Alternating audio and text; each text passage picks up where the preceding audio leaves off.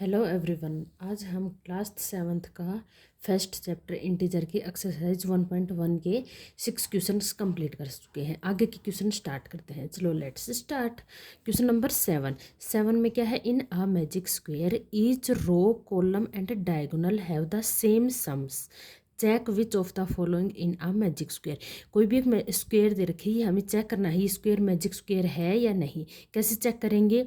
Some of rows and columns and diagonals have same sum उन सभी का same आना चाहिए, each row each column and each diagonals का। चलो चेक करते हैं। पहले चेक करते हैं रोज को। तो रोज को चेक करते हैं, R1 लेते हैं, R1 बोलते हैं इसको, R1 ये होती है R1। 5 -1 -4 इन सबको ऐड करते हैं, plus minus minus plus minus minus, तो 5 -1 -4 is equal to 0। Second row check करते हैं, R2 -5 -2 7 इनको ऐड करते हैं, इनका सम करते हैं, वो भी कितना आया? 0। अब थर्ड रो चेक करते हैं, R3 0 3 -3 इसको चेक करते हैं, 0 3 +-3 -3 कितना आया? 0। तो all of these sums are equal. अब रोज के सम्स तो इक्वल हो गए। अब चेक करते हैं हम कॉलम के। रोज के तो इक्वल हो गए, अब किसके चेक करेंगे हम? कॉलम के। चलो तो कॉलम के, रोज कॉलम के सम्स चेक करते हैं। पहला कॉलम लिया हमने C1 ये होता है C1 C2 C3, इन सभी का सम हम चेक करते हैं। तो चलो देखते हैं। पहले हमने किया C1 5 -5 और 0 कितना हुआ? 5 -5 + 0 0। C2 चेक करते हैं, -1 -2 + 3 0। C3 चेक करते हैं, -4 + 7 -3 इजकल टू 0। इसके भी सम्स इक्वल आए, सारे सम्स इक्वल हैं, 0 0 0। अब चेक करते हैं डायगोनल्स। डायगोनल्स क्या होते हैं? जो स्क्वायर में ये तिरछी लाइन होती है, इसके जो भी एलिमेंट्स होते हैं उसको बोलते हैं डायगोनल एलिमेंट्स। इसमें दो डायगोनल्स है, 1 एंड 2। इन दोनों के सम्स करके देखते हैं।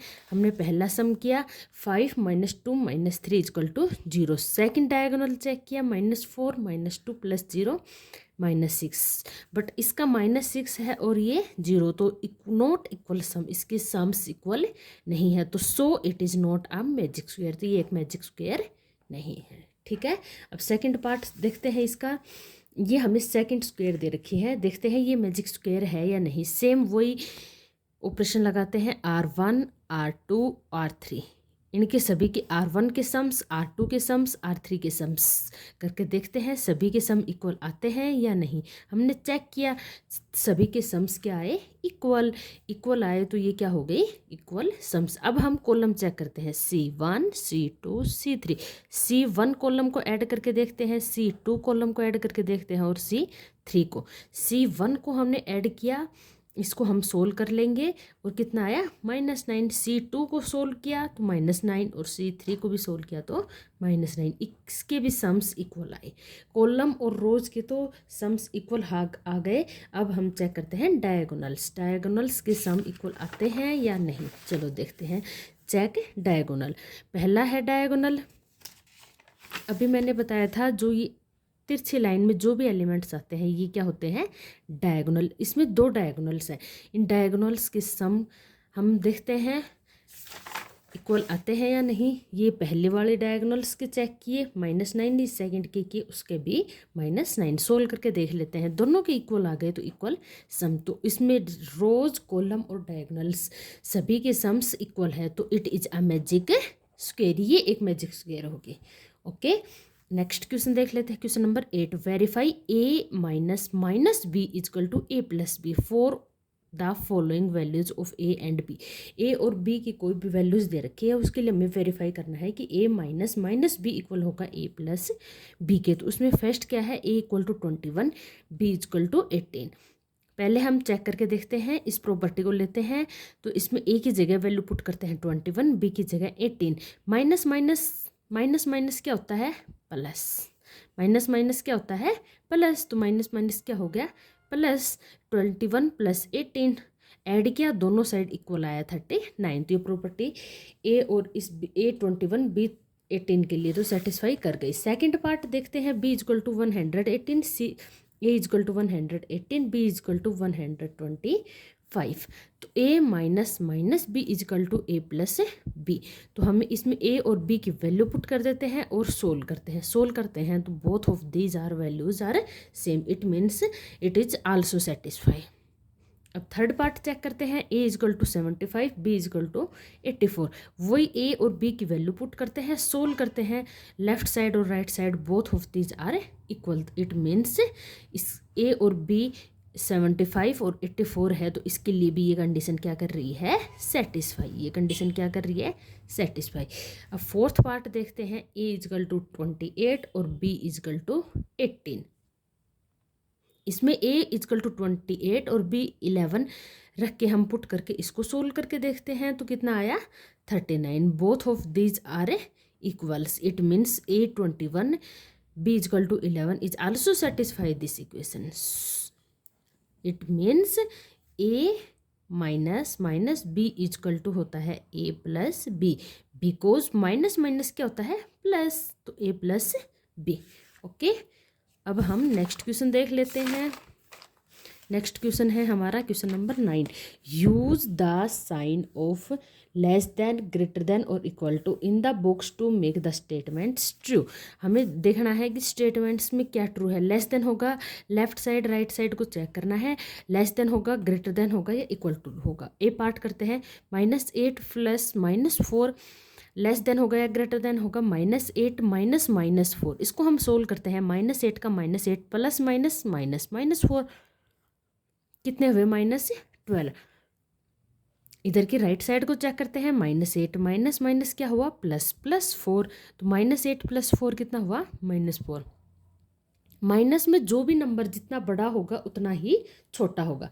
नेगेटिव में क्या होता है, नेगेटिव में जो नंबर जितना बड़ा होता जाएगा उतना ही छोटा होता जाता है, और जितना छोटा रहेगा उतना बड़ा रहेगा। तो -4 यहाँ क्या होगा, बड़ा, greater than. -12 is less than equal to less than -4। B part क्या बोलता है, -3 प्लस 7 -19, 18 -8 प्लस -9। पहले लेफ्ट साइड को सोल्व करते हैं, -3 प्लस 7 -19, 7 -22 -15। राइट साइड देखते हैं, 15 -8 प्लस -9, 15 -17 -2। मैंने अभी बताया नेगेटिव में जितना बड़ा होगा उतना छोटा होगा, तो -2 क्या होगा यहाँ पे, ग्रेटर देन। अब ऐसे ही हम सी पार्ट्स चेक कर लेते हैं, 23 -41 प्लस 11, 23 -41 -11। इसको हम प्लस प्लस को ऐड कर लेते हैं, फिर subtraction same as it is यहाँ कर लिया, सब्ट्रैक्शन को एक साथ ऐड कर लिया और फिर इनको सोल्व किया तो इधर आया -7 और राइट साइड आया 29। इन दोनों में कौन बड़ा है, ओबियस है ये पॉजिटिव है तो ये क्या होगा, ग्रेटर देन। तो 29 is greater than -7। Next part check करते हैं, D part. 39 plus -24 -15, 36 plus -52 -36, 39 plus -24 -15, 39 -39 0। इधर चेक किया, 36 minus plus minus -52 minus plus 36, 72 -52 20। तो इसमें कौन ग्रेटर आया, 20। ऐसे ही ई पार्ट्स देख लेते हैं, ये है, इन दोनों को ऐड कर लिया, 130 -231 में से 131 सब्ट्रैक्ट किया तो माइनस के कितने आए, 101। राइट साइड में -39, इन दोनों को ऐड किया तो +20 240। सब्ट्रैक्ट किया -159, तो 101 है वो छोटा है तो ये क्या होगा, बड़ा। 101 इज ग्रेटर देन 100 -115। ओके, इन सभी को हम क्या करते हैं, लेफ्ट साइड और राइट साइड को अलग अलग करके सोल्व कर लेते हैं और जो भी बड़ा होगा उसी की side greater than less than equal to का साइन लगा देंगे। नेक्स्ट क्वेश्चन आते हैं, a water tank has steps inside it. Water tank है, उसके अंदर स्टेप्स बने हुए हैं। A monkey is sitting on the topmost. Monkey कहाँ पे सिट कर रखा है, टॉप मोस्ट पे, टॉप वाले स्टेप्स पे बैठा हुआ है। The water level is at the 9th step. Water का लेवल है वो 9th स्टेप तक है। आगे ए पार्ट में क्या पूछना चाहता है, ही जंप्स 3 स्टेप्स डाउन, वह कितने स्टेप्स डाउन जाता है, 3 steps, and then jumps back 2 steps up, और फिर वो 2 स्टेप्स अप वापस 2 स्टेप्स पीछे जाता है, पहले 3 स्टेप्स नीचे आता है, फिर 2 स्टेप्स ऊपर जाता है। In how many jumps will he reach the water level, कितने जंप्स में वो वाटर लेवल पे पहुंच जाएगा। तो इसको हम कैसे सोल्व करेंगे, पहले हम 9 स्टेप्स तक ड्रॉ कर लेते हैं। करने के बाद मोंगे कहाँ पे है, फर्स्ट स्टेप्स पे। अब देखो क्या करना है, 3 स्टेप्स डाउन, पहले तो वो 3 स्टेप्स डाउन मतलब 4 पे आ गया, फिर 2 स्टेप्स बैक वापस जाता है तो 1 2, फिर वो यहाँ पे आ गया, फिर 3 स्टेप्स 1 2 3 यहाँ पे आ गया, फिर 2 स्टेप्स बैक 3 पे आ गया, फिर 3 स्टेप्स डाउन 6 पे आ गया, फिर 2 स्टेप्स बैक 4 पे आ गया, फिर 3 स्टेप्स डाउन 7 पे आ गया, फिर 2 स्टेप्स बैक 5 पे आ गया, फिर 3 स्टेप्स डाउन 8 पे, फिर 2 स्टेप्स बैक 6 पे, फिर 3 स्टेप्स डाउन 9 पे। अब वो 9 पे पहुंचाना है, पहुंच गया। तो अब हमें काउंट करने हैं कितने जंप्स में, एक जंप्स में वो 3 स्टेप्स डाउन आता है, दूसरे जंप्स में वो 2 स्टेप्स अप जाता है। तो अब हमें काउंट करके बताने हैं कि हाउ मैनी जंप्स, कितने जंप्स में वो वाटर लेवल तक पहुंच गया। चलो देखते हैं। He at the step in first jump, first jump पे पहले वो यहाँ था, अब फर्स्ट जंप में 3 स्टेप्स जंप करता है तो वो कहाँ पहुँच गया, 4 पे, 4 स्टेप्स पे। सेकंड जंप में कहाँ पहुँच गया, वापस 2 बैक चला जाता है, 2 स्टेप से बैक जाता है। पहले अब वो फर्स्ट स्टेप में 4 पे पहुँच गया, सेकंड जंप में वो कहाँ चला जाएगा, वापस तो 2 पे। अब फिर थर्ड जंप पे वापस 3 स्टेप्स डाउन आएगा तो कहाँ पे आ जाएगा, 5th पे, 4th स्टेप में 3 पे, 5th स्टेप में 6th स्टेप पे, 6th जंप में 4th स्टेप पे आ गया। ऐसे ही हम फाइंड आउट करते जाते हैं। और ये 7th स्टेप्स में 7th पे, 8th जंप में 5th स्टेप्स पे, 9th जंप में 8th स्टेप पे, 10th जंप में 6th स्टेप पे, और 11th जंप में 9th स्टेप पे। हमें 9th स्टेप्स पे ही पहुंचना था। तो so he will reach the water level at the 11th jump, water level तक वो कौन से जंप में पहुंचेगा, 11th स्टेप में। आप यहाँ से डायग्राम से करके देखोगे तो और भी इजी हो जाएगा। आपको करना है 3 स्टेप्स डाउन, फिर 2 स्टेप्स बैक, फिर 3 स्टेप्स डाउन, फिर 2 steps back, 3 steps down 2 step back, 3 step down 2 step back, 3 step down 2 step back, 3 step down, 9 पे पहुंच गया। टोटल कितने जंप किए, 11। सेम एज इट इज ही इसका सेकेंड पार्ट है, वो भी देख लेते हैं। सेकेंड पार्ट में बोलता है आफ्टर ड्रिंकिंग वाटर, उसने वाटर ड्रिंक कर लिया, he wants to go back, अब वह वापस जाना चाहता है। For this he jump 4 step up, इसके लिए वह 4 स्टेप अप ऊपर की तरफ जाता है, देन जंप बैक 2 स्टेप, और 2 स्टेप नीचे की तरफ आता है every move. In how many jumps will he reach back the top step, top step पे वापस वो कितने जंप्स में पहुंचेगा। इसमें क्या पूछा है, वापस नीचे तो आ गया, उसने वाटर ड्रिंक कर लिया, अब वो वापस टॉप स्टेप पे कितने जंप्स में पहुंचेगा। तो चलो देखते हैं, वो डायग्राम हमने यहाँ पे ड्रॉ कर लिया है, अभी है वो यहाँ पे, ठीक है। 9th स्टेप पे वाटर ड्रिंक कर लिया, अब क्या बोलता है कि 4 स्टेप अप, 4th स्टेप 1 2 3 4 यहाँ पहुँच गया।